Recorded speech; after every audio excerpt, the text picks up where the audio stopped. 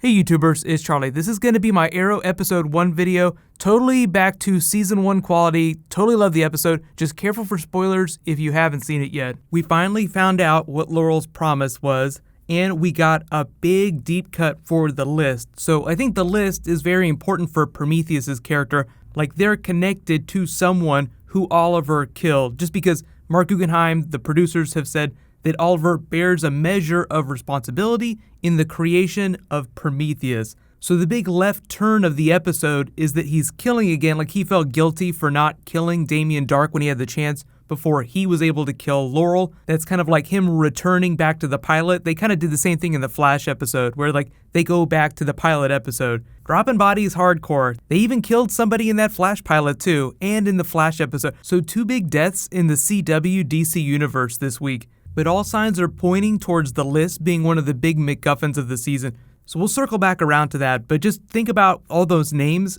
that the Bratva read off the list when he pulled it out of Oliver's pocket, like right after they captured him. So let's do top 10 WTF and Easter eggs. Number 10 is the way they open the episode with Oliver seeming like he's back to his old tricks. Is it a blonde or a red? Brunette, actually, as it cuts to Oliver kicking the brunette butt of Anarchy, who's left like bombs all over the city that Oliver has to disarm. The character Anarchy, obviously a big deep cut for last season, so we know that he's still around. He'll probably pop back up sometime during the season. We meet Wild Dog in a roundabout way. Oliver just tells him to hit the brakes. This whole episode was kind of slowly introing new Team Arrow, but we don't really meet them till episode 2 next week. You could also consider that blonde or red joke as an Oracle reference, just because Felicity has blonde hair, and for a while she was going to be the Oracle character, but then became Overwatch because the name, quote-unquote, was already taken. That was kind of the sign that Batman is definitely in the universe. But number 9 was all the Neal Adams sketches, probably the most literal comic book stuff happening. There were a lot of comic book moments that I'll talk about, but the most actual comic book moments were when DC, like longtime Green Arrow DC artist Neal Adams, had a bunch of sketches that they used in the episode. So there was a sketch of Oliver, there was a sketch of Vigilante, like basically all the police sketches when Felicity's like, look at all these vigilantes out there, we need a new team, like she starts pointing to them. Those are all Neal Adams originals that were drawn specifically for this episode. The last one they held up was the Green Arrow one, so obviously it's the Oliver version of Green Arrow. This is what the classic Neal Adams Green Arrow looks like.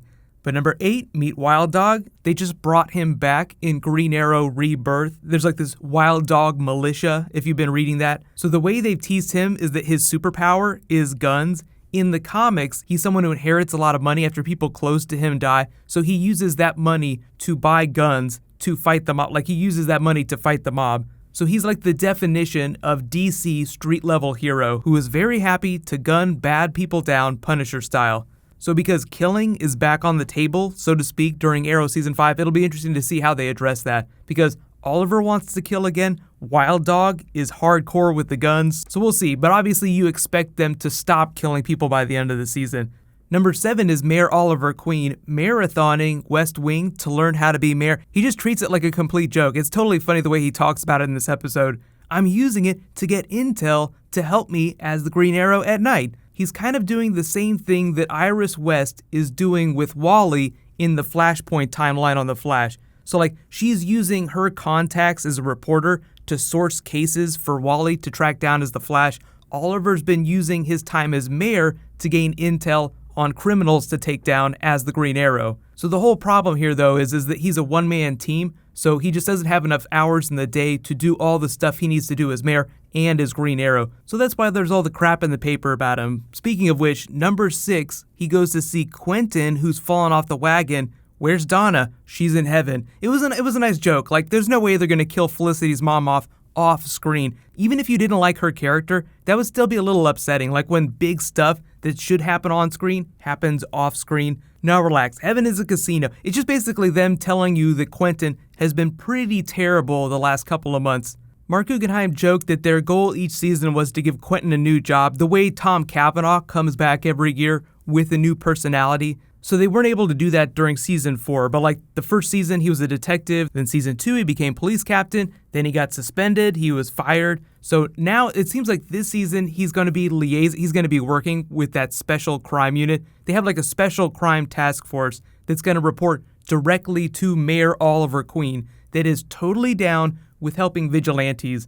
I'm so happy that they're not doing like the bullshit plot where the police are always going after the good guys, like they're always going after Green Arrow, even though I think there's going to be some problems because Prometheus seems like he's undercutting a lot of the stuff that Green Arrow is doing. People will mistake him for the Green Arrow because he's wearing a costume that looks very much like Oliver's season 1 costume.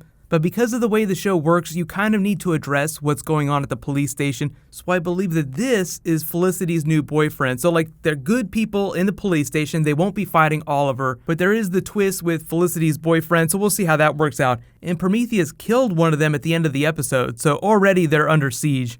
But number 5, old Team Arrow, not going to be coming back anytime soon. I mean, Felicity's still in the Arrow Cave. Mr. Terrific is there, so there are aspects of old Team Arrow that are still there, but like Diggle isn't coming back anytime soon, but he will come back, and Thea is like hard pass on being Speedy anymore, but I don't think that's gonna stick either. Like that red costume is just too cool looking to sit on a shelf for a long time, so eventually there'll be a reason for her to pick it back up again. But all this old team versus new team stuff in this episode was just to let you know that there will be a new team. So Diggle is Spec Ops overseas. There'll be some big WTF with his storyline that will cause him to come back. Thea is supposedly running the mayor's office, which sounds completely implausible, but Thea's arc this season is more through the mayor's office than it is through the Green Arrow stuff at night. In number 4, WTF is Mr. Terrific's big call to action. Like everybody kind of has their call to action in this episode. Move forward. Sharks that don't move forward drown. So everybody has to move forward in this episode. Mr. Terrific gets the shit beat out of him, so he's like, I don't want to feel that powerless again. So I think T-Sphere's comic book Mr. Terrific stuff is just around the corner. But number 3, KG Beast is back in the flashbacks, and he name drops Red Star. So that's who Dolph Lundgren's Kovar character is. Kovar is Red Star in the comics, but they did, like the producers did say they weren't going straight to comic book Red Star, but they would probably get there eventually. It's just that like in the flashbacks, Dolph Lundgren will just be this huge badass big bad for Oliver to defeat. So in present day, number 2 WTF, present day big bad is Prometheus, but you also have Tobias Church, who's kind of like a mid-bad, who gets a Bertinelli shout-out, so everybody's like, wait a minute, is that teasing Huntress? Is she going to be coming back? Big maybe on that this season. They haven't said anything about Huntress coming back, but Stephen Amell did say that his dream Team Arrow did have Huntress and Deathstroke on it, and we know that Deathstroke is coming back for that 100th episode. So we'll see about that, but Tobias Church in present day is consolidating crime in the city, and Prometheus is kind of like an evil version of season 1 Oliver, just dropping bodies left and right, undermining the stuff that Mayor Oliver Queen is doing. So maybe he knows that Oliver is the Green Arrow, because he says the Green Arrow is mine, so it sounds like he knows Oliver's secret. And I know everybody's wondering, like, who is Prometheus? Is it Tommy? Is this some big Flashpoint twist? I think it's somebody who is specific to the list. So the names that they read off in the flashbacks from the list were all people that either Oliver killed or, in the case of Frank Bertinelli, that Helena killed. So it's people on the list that have died. So I think that's what's tying this to Prometheus.